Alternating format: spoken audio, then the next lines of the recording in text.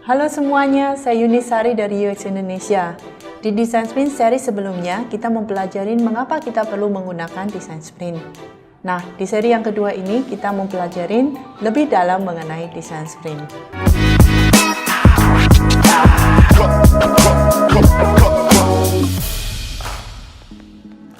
Awalnya, Design Sprint pertama dilakukan di Google Ventures oleh Jack Knapp sebagai fasilitatornya.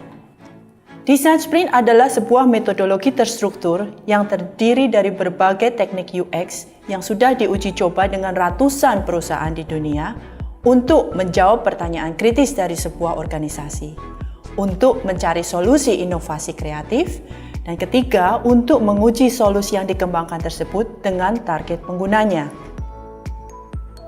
Saat ini, sudah ada puluhan Sprint Master tersertifikasi oleh Google di seluruh dunia untuk memperkenalkan dan menjalankan Design Sprint, di mana saya adalah satu-satunya Google Certified Design Sprint yang berbasis di Indonesia. Untuk melakukan Design Sprint, harus ada persiapan yang baik secara konten, logistik, dan pesertanya. Persiapan dimulai dengan mengumpulkan data dan menganalisa semua data dari hasil user research yang ada.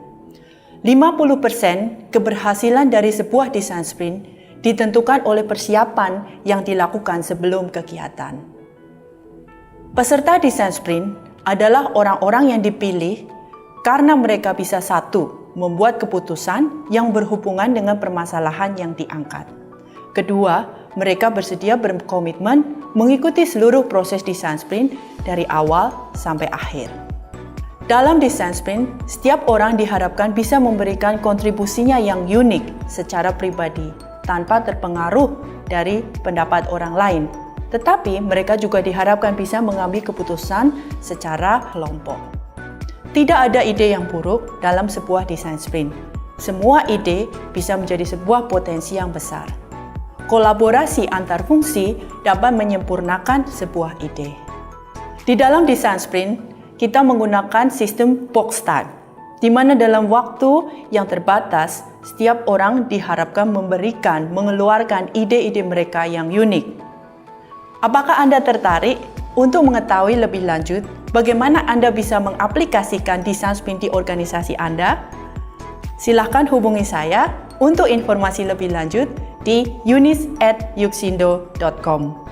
Salam UX Indonesia, sampai bertemu di seri Design Sprint yang berikutnya. Terima kasih.